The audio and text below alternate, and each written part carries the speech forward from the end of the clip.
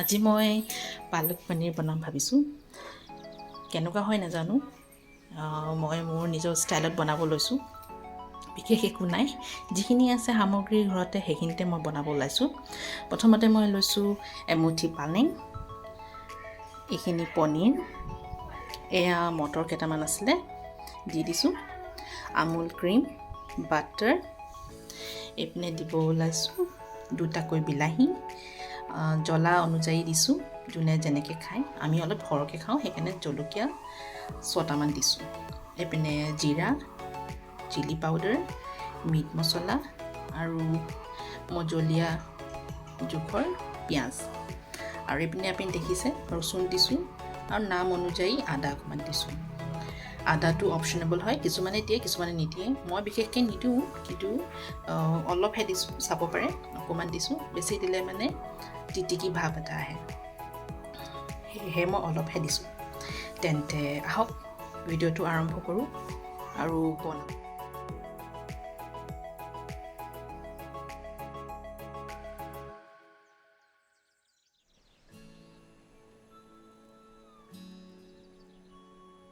মই পালেং, তাৰপিছত জলকীয়া, পিঁয়াজ, ৰচুন, আদা এই সকলোখিনি পিচি ল'লোঁ। পিচি ল'লে মানে ল'ৰা ছোৱালীয়ে ইটো নাখাওঁ সিটো নাখাওঁ ক'বলৈও নহয়, আৰু গমো নাপায় যে আমি কেনেকৈ বনাইছোঁ, কি বনাইছোঁ। এয়াই চব গোটাই লৈছোঁ, এতিয়া মই বনাব লৈছোঁ।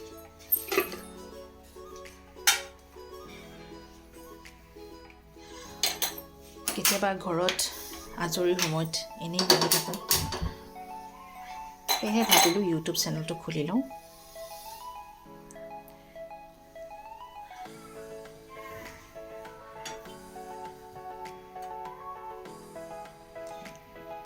এয়া কেৰাহীত মই ৰিফাইন দিছোঁ,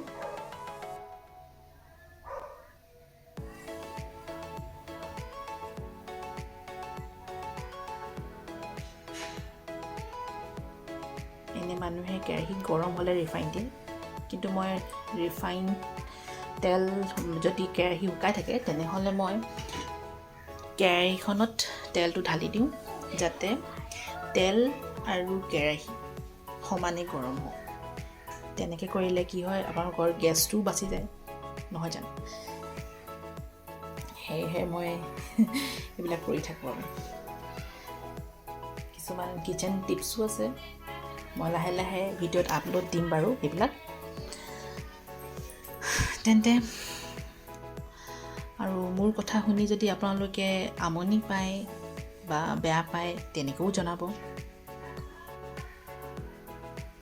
কেনেকৈ কি কৰোঁ চাব। ভাত শাক বনোৱাৰ লগতে আৰু যদি ঘৰত কিবা কাম বন বাকী থাকে সেয়াও লগতে কৰি থাকোঁ। এয়া মই এতিয়া ৱাশ্বিং মেচিনত কাপোৰ ধুই আছোঁ, এইপিনে কাপোৰ ধুই আছোঁ আৰু এইপিনে ভাতো ৰান্ধি আছোঁ। এয়া মোৰ সৰু সুৰা এটা পাকঘৰ, অলপ লেতেৰা হৈ আছে। এয়া গোঁসাই ঘৰ আমাৰ।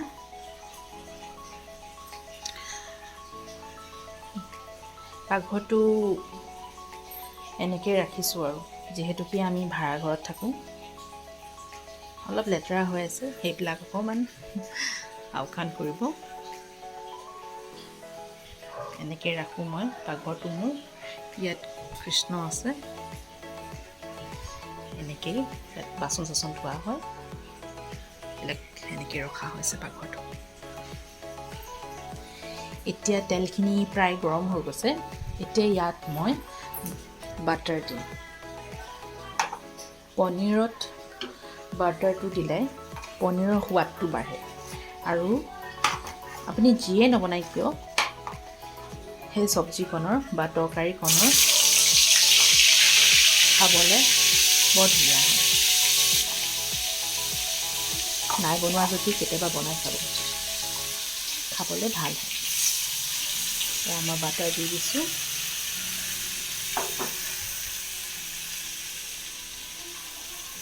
বাটাৰখিনি মেল্ট হৈ গ'ল। এতিয়া মই ইয়াত পিচি লোৱা এই পালেংখিনি দিম। পালেং, পিঁয়াজ, জলকীয়া, আদা, ৰচুন যিখিনি আছে ইয়াত এতিয়া ঢালি দিওঁ।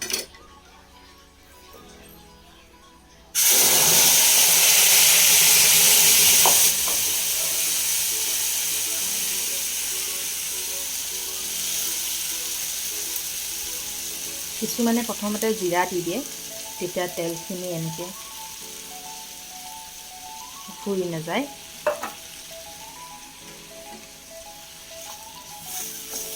কিন্তু জিৰা দিলে আমাৰ এখেতে বা মোৰ ছোৱালীজনীয়ে খাবলৈ বেয়া পায়, সেয়েহে মই দিয়া নাই।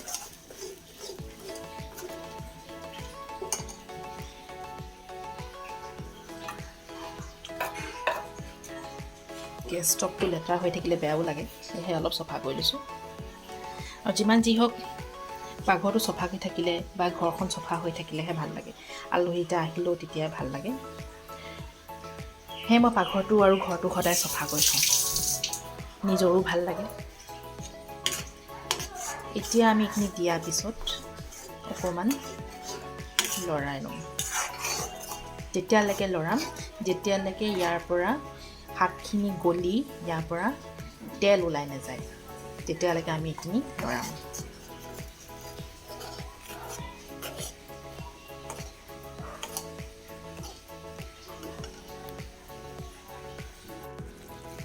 এয়া চাওক, এতিয়া ইয়াত তেল বিৰিঙিব ধৰিছে।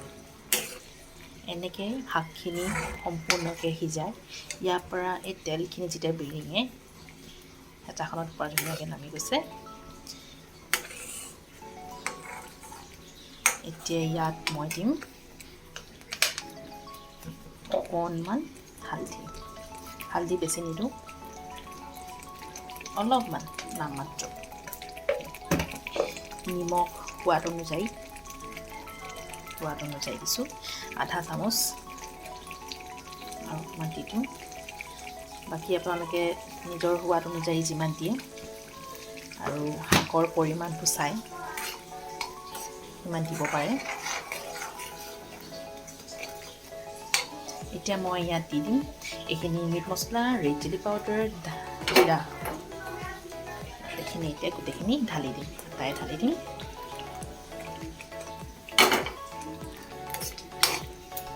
এতিয়া আমি ইয়াত ধুনীয়াকৈ মিহলাম এইখিনি।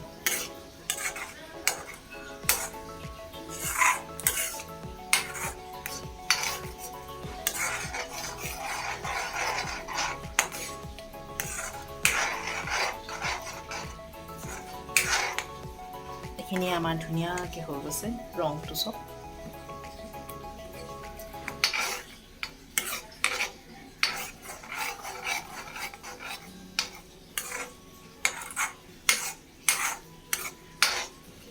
এতিয়া আমি ইয়াত দিম আমুল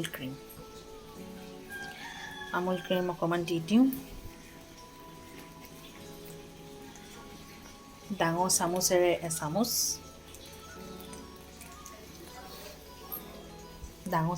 এচামুচ, ক্ৰীম দি দিলোঁ আমি। এইখিনি এতিয়া আমি ধুনীয়াকৈ লৰাম।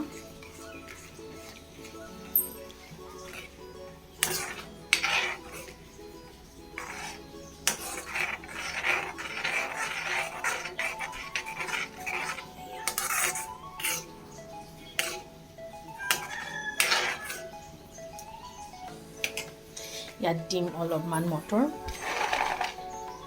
অকণমান মটৰ দিম।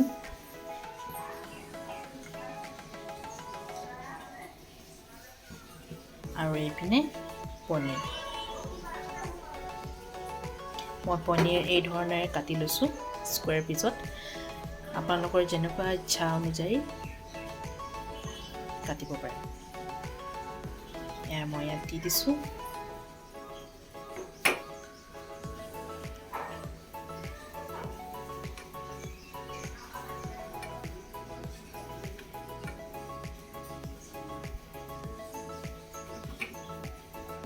এয়া শুকান ৰুটিৰ লগত খাবলৈ বিৰাট সোৱাদ হয় এনেকৈ।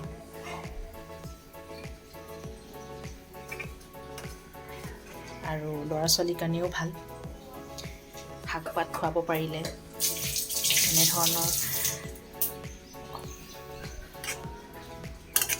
আৰু আপুনি শাক যিয়েই নহওক, যি শাক হ'লেও যদি ল'ৰা ছোৱালী কেতিয়াবা যদি নাখায় তেনেহ'লে এনেকৈ পিচি পিনে আপুনি খুৱাব পাৰে।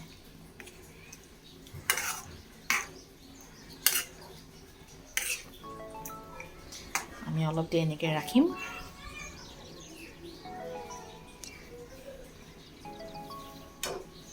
এতিয়া এইখিনি অলপমান গেছটো দি